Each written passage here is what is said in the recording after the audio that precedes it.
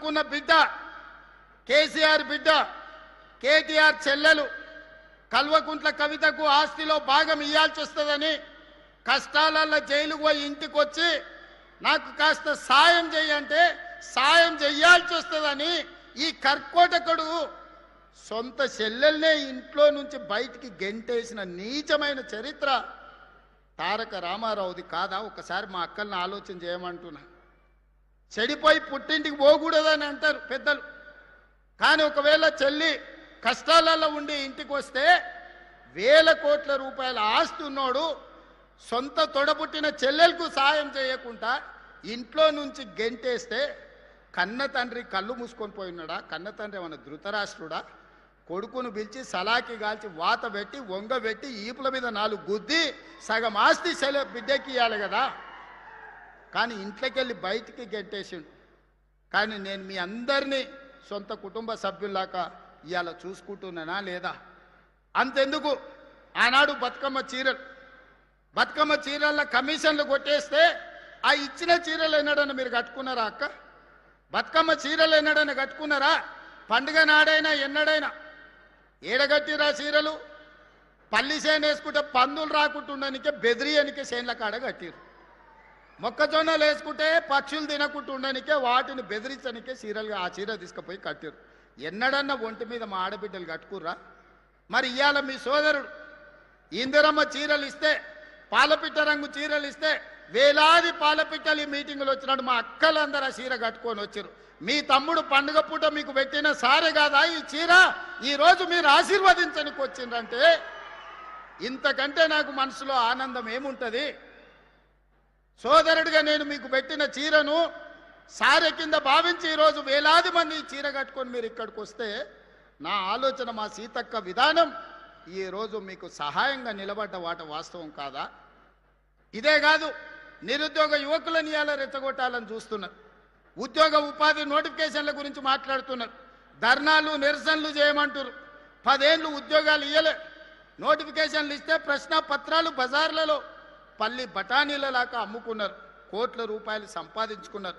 పిల్లల ప్రాణాలు పోయినాయి. 10వ తరగతి పరీక్షలు నిర్వహించలేకపోయినారు. 12వ తరగతి పరీక్షలు నిర్వహించిన తప్పుడు విధానాలతో 27 మంది పిల్లలు ఆత్మహత్యలు చేసుకున్నారు.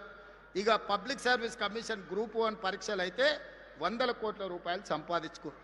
కానీ అదే మన ప్రభుత్వం వచ్చిన తర్వాత 70,000 ప్రభుత్వ ఉద్యోగాలు గ్రూప్ 1, గ్రూప్ 2, గ్రూప్ 3, గ్రూప్ 4, అదేవిధంగా పోలీస్, మెడికల్ అండ్ హెల్త్ వివిధ శాఖల్లో 70,000 ప్రభుత్వ ఉద్యోగ నియామకాలు చేపట్టి నిరుద్యోగ యువకుల యొక్క ఆకాంక్షల్ని, కలల్ని నెరవేర్చడానికి మన ప్రభుత్వం పనిచేసిన మాట వాస్తవం కాదా? ఇవాళ మళ్ళీ పోలీస్ నోటిఫికేషన్లు ఇచ్చినాం, పబ్లిక్ సర్వీస్ కమిషన్ నుంచి నోటిఫికేషన్లు ఇచ్చినాం. ఇవాళ పోలీసులు ఇంకా నోటిఫికేషన్లు ఇవ్వంటూ అన్ని ఖాళీలు మీకోసమే. విడతల వారి నియామకాలు చేపడతాం. వయసు మీకోసమే సడలించినాం. మీ మంచి కోసమే, మీ నిరుద్యోగ సమస్య పరిష్కారం కోసమే, మీ ఉజ్వల భవిష్యత్తు కోసమే ప్రభుత్వం ఆలోచన చేస్తున్నది. మీ రేవంత్ అన్న ఆలోచన చేస్తుండు.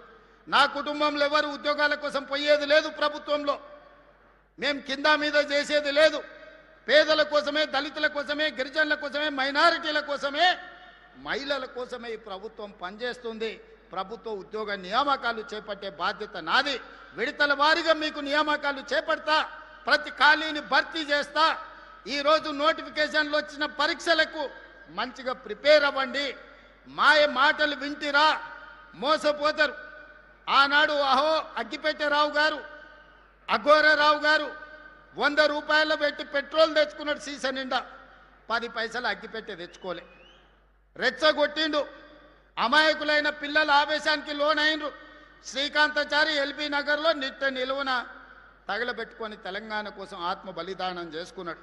ఒక యాదయ్య, ఒక కానిస్టేబుల్ కిష్టయ్య, ఒక ఈశాన్ రెడ్డి, ఒక వేణుగోపాల్ రెడ్డి, 1200 మంది పిల్లలు తెలంగాణ రాష్ట్ర ఉద్యమంలో వీళ్ళు రెచ్చగొడితే, వీళ్ళు వీధి నాటకాలు వేస్తే ఆత్మ బలిదానాలు చేసి తెలంగాణ రాష్ట్రం తెచ్చుకున్నారు.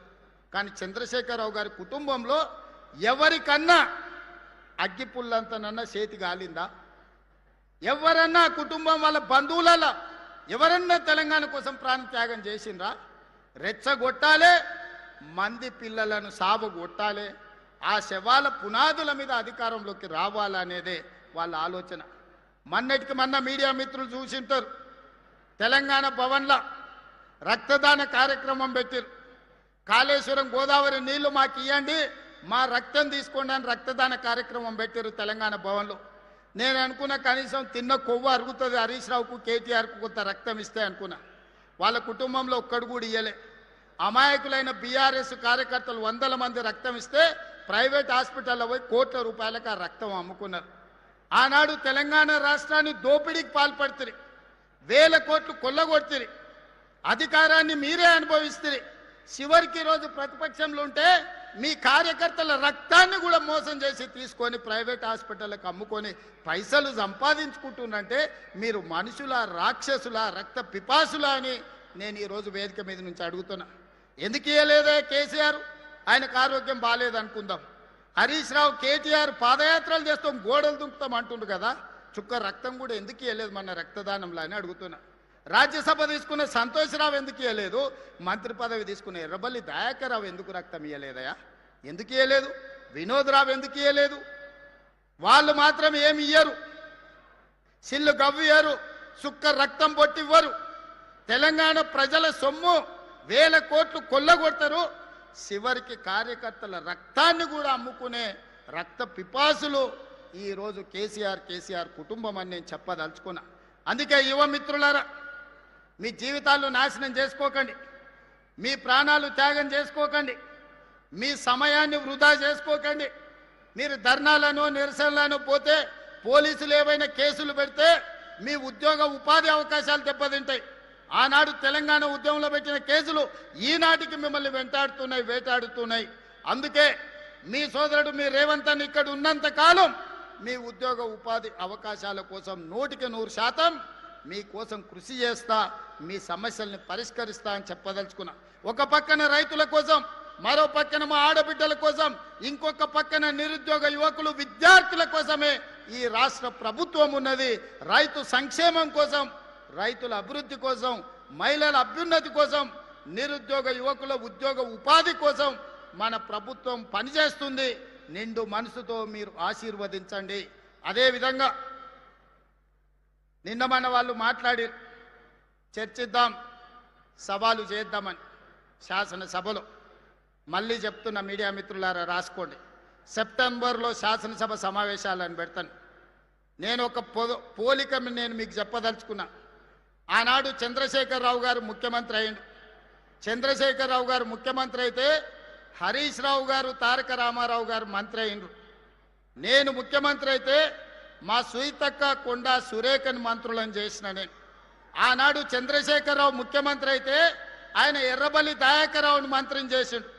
నేను ముఖ్యమంత్రి అయితే మా అడ్లూరు లక్ష్మణ్ని నేను మంత్రిని చేసిన. ఆనాడు చంద్రశేఖరరావు గారు ముఖ్యమంత్రి అయితే ఆయన బిడ్డను ఎంపీ చేసుకున్నాడు, ఓడిపోతే ఎమ్మెల్సీ చేసుకున్నాడు. నేను ముఖ్యమంత్రి అయితే మా చెల్లెలు డాక్టర్ కావ్యను పార్లమెంట్ సభ్యుడిగా చేసిన, యశస్విని ఎమ్మెల్యేగా చేసిన నేను. ఆనాడు చంద్రశేఖరరావు ముఖ్యమంత్రి అయితే జోగినిపల్లి సంతోష్రావు సడ్డకుని కొడుకుని రాజ్యసభ చేసుకున్నాడు. ఈనాడు నేను ముఖ్యమంత్రి అయితే మిత్రధర్మంగా వేం నరేందర్ రెడ్డిని, మీ బిడ్డను రాజ్యసభలోకి పంపించిన నేను. ఆనాడు చంద్రశేఖరరావు ముఖ్యమంత్రి అయితే కరీంనగర్లో వినోద్రావును బండకేసి కొడితే ప్లానింగ్ కమిషన్ వైస్ చైర్మన్ చేసుకున్నాడు. నేను ముఖ్యమంత్రి అయితే తెలంగాణ ఉద్యమ కారకుడు, JAC political JAC chairman Kodandaram గారిని నేను ఎమ్మెల్సీ చేసిన. ఇవాళ మీరు పోల్చుకోండి, చూడండి. చంద్రశేఖరరావు చేసింది ఫ్యామిలీ జస్టిస్ అయితే నేను చేసింది సోషల్ జస్టిస్. చంద్రశేఖరరావు గారు ముఖ్యమంత్రి అయితే ఆయన కొడుకును కేటీఆర్ను కార్యనిర్వాహక అధ్యక్షుడిని చేసుకున్నాడు. నేను ముఖ్యమంత్రి అయితే మా సోదరుడు మహేష్ గౌడ్ను సోషల్ జస్టిస్లో కాంగ్రెస్ పార్టీ అధ్యక్షుడిని చేసిన. ఇవాళ మీరు చెప్పండి సోదరులారా, కేసీఆర్ అయితే కేసీఆర్ కుటుంబానికి లాభం. అదే కాంగ్రెస్ పార్టీ అధికారంలోకి వస్తే బీసీలకు, ఎస్సీలకు, ఎస్టీలకు, మైనారిటీలకు మీ కుసూర్ పాషా ఈరోజు ఒక బలమైన బాధ్యతలు ఉన్నాడు. ఒక అజరుద్దీన్ ఈరోజు ఒక మంత్రిగా రాణిస్తున్నాడు. అందుకే ఈనాడు నేను స్పష్టంగా సవాల్ విసురుతున్నా, చంద్రశేఖరరావు ముఖ్యమంత్రి అయితే ఎవరెవరికి లాభం జరిగిందో, అదే ఇందిరమ్మ రాజ్యం ప్రజాపాలన వస్తే ఏ రకంగా సీతక్క కొండా సురేఖమ్మ మంత్రులైండో, ఏ రకంగా అడ్లూరు లక్ష్మణ్ మంత్రి అయిండో, ఏ రకంగా అజరుద్దీన్ మంత్రి అయిండో, ఏ రకంగా డాక్టర్ కావ్య ఎంపీ అయిందో, యశస్విని ఎమ్మెల్యే అయిందో, వేం నరేందర్ రెడ్డి రాజ్యసభ అయిందో, లెక్కలన్నీ పక్కాగా నేను చెప్తా. ప్రొఫెసర్ కోదండరామ్ ఏ రకంగా ఎమ్మెల్సీ అయిందో, ప్రొఫెసర్ జయశంకర్ గ్రామం రెవెన్యూ విలేజ్ ఏ విధంగా అయిందో నేను లెక్క చెప్తా. ఆ గ్రామానికి మా అన్న చెప్తున్నాడు 10 కోట్ల రూపాయలు డెవలప్మెంట్కి ఇచ్చినామని. ఆయన మాత్రం చింతమడకకి ఇచ్చుకున్నాడు. అవి కూడా ఇచ్చిండో కమిషన్లు కొట్టేసిండో నాకైతే తెలియదు. అందుకే ఈనాడు మిత్రులారా, ఇది ప్రజాపాలన. ఒకటొకటిగా సమస్యల్ని పరిష్కరించుకుంటున్నాం, మెల్లమెల్లగా కూడా తీసుకుంటున్నాం. ఈరోజు బోల్తా కొట్టిన బండిని పట్టాలు ఎక్కించినాం, ఇక పరిగెత్తిచ్చుడే ఉన్నది. మీ అందరి సహకారం, మీ అందరి ఆశీర్వాదం ఉండాలి. నిండు మనసుతో ఏ విధంగా అయితే పరికాలలో మన్న ప్రకాశాన్ని గెలిపించిండ్రో, రాబోయే 2029లో రెట్టించిన మెజారిటీతోని ఈ ప్రాంతంలో గెలిపించండి. ఆ పక్కన దొంతి మాధవరెడ్డి గారిని, మిగతా వాళ్ళని వేదిక మీద ఉన్నోళ్ళని, గక్కనే మన నాయన రాజేందర్ ఉన్నాడు. వరంగల్కి అండర్ గ్రౌండ్ డ్రైనేజ్ ఇస్తే ఏం అడగను అన్నాడు. 6,000 కోట్లతో అండర్ గ్రౌండ్ ఇచ్చిన. మళ్ళీ ఎంబడే వచ్చి ఔటర్ రింగ్ రోడ్ కావాలన్నాడు, అది కూడా ఇచ్చిన. మళ్ళీ వచ్చిన అన్నగా ఎయిర్పోర్ట్ ఇస్తామంటే గది కూడా అవుతుందని ఎయిర్పోర్ట్ కూడా నేనే ఇచ్చిన. ఇవాళ రైల్వే కోచ్ ఫ్యాక్టరీ కాజిపేటలో 10 ఏళ్ళు కేసీఆర్ దిగకపోతే నేను తీసుకొచ్చి ఈరోజు పనులు ప్రారంభించిన. మీరు చెప్పండి మిత్రులారా, ఆనాటి ప్రభుత్వంలో నిజాం కాలంలో నడిచిన ఎయిర్పోర్టు బంద్ అయితే ఒక్క రోజన్న మీ దిక్కు చూసిండా? Kazipet railway coach factory Sonia Gandhi హామీ ఇస్తే ఒక్కరోజైనా దానికోసం ప్రయత్నం చేసిండా? ఎన్నడన్నా మీ అండర్ గ్రౌండ్ డ్రైనేజ్ ఉండాలి వరంగల్కి అని ఆలోచన చేసిండా? వరంగల్కి ఔటర్ రింగ్ రోడ్ ఉండాలని ఆలోచన చేసిండా? కాకతీయ మెగా టెక్స్టైల్ పార్కులో మీకు ఉద్యోగ ఉపాధి అవకాశాలు ఉండాలి అని ఆలోచన చేసిండా? సమ్మక్క సారలమ్మ మందిరం, 100 ఏళ్ళ చరిత్ర ఉన్న సమ్మక్క సారలమ్మ మందిరం వైపు కూడా మళ్ళీ చూడలే ఆనాటి ముఖ్యమంత్రి. ఈనాడు పొంగులేటి శ్రీనివాసరెడ్డి గారి పర్యవేక్షణలో అద్భుతంగా ఈరోజు సమ్మక్క సారలమ్మ మందిరాన్ని నిర్మించుకున్నాం కదా, వన దేవతలను పూజించుకుంటున్నాం కదా. ఇది మా సోషల్ జస్టిస్. సామాన్యుల కోసం పనిచేసే ప్రభుత్వం, మీకోసం పనిచేసే ప్రభుత్వం.